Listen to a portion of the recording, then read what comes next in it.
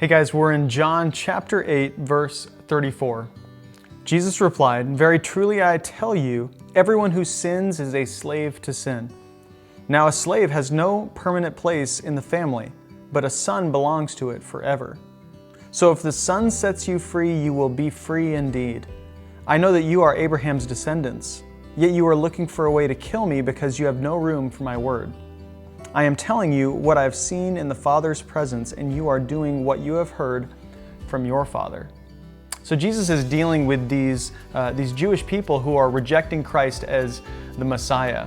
He's not what they expected. He's not the type of person that they thought would come, would take over, and would rule. And this is a challenge Jesus is giving back to them. And he says, hey, you think that you're living free. And the Jews have actually said that earlier. They're like, hey, we don't belong to anybody. We're not living enslaved. And Jesus is like, well, you don't think you are physically, but you are actually spiritually enslaved. And although you're a descendant of Abraham, a chosen person, you're a slave to sin. And that means that you're not living in the family of God because you're not actually walking in the truth of who Jesus is. But Jesus is extending an invitation. He's like, hey, you can be part of the family. You just have to be one of God's sons. You have to actually walk in the truth and know who Jesus is and believe that He is the Son of God. And so that's where He's drawing the line. You know, I think a lot of us, although we would say, I'm living free, I think I'm in control of my life, we're actually living enslaved to sin. And in fact, I just ran across this quote. I want to read it for you. It says, "Sin will take you farther than you want to go, keep you longer than you want to stay, and cost you more than you want to pay."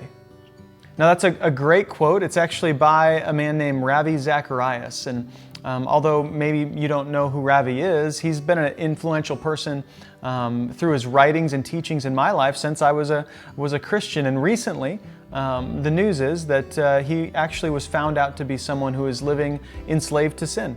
Although he has passed away, there were some accusations that were made, and finally, after some research had been done and some different people had looked into it, they found out that he had been actually living a double life, living this life that was hidden in the darkness, in the dark corners, and that he was living in a way that does not honor God and that disrespects women and really is abusive.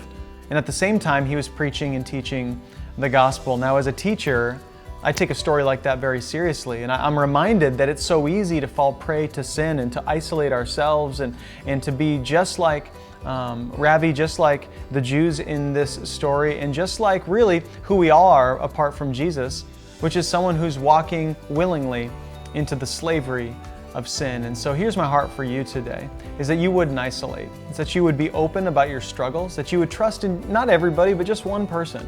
And that you would start by confessing your sin.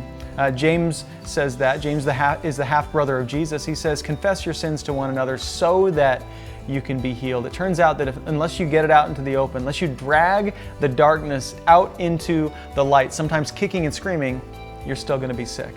And so I love you guys. I really want you to get healed. I know that that's been a pattern in my life, is just to honestly share the difficult things that are going on in my heart and to let God heal those things and drag them out into the light. Love you guys. We'll see you soon.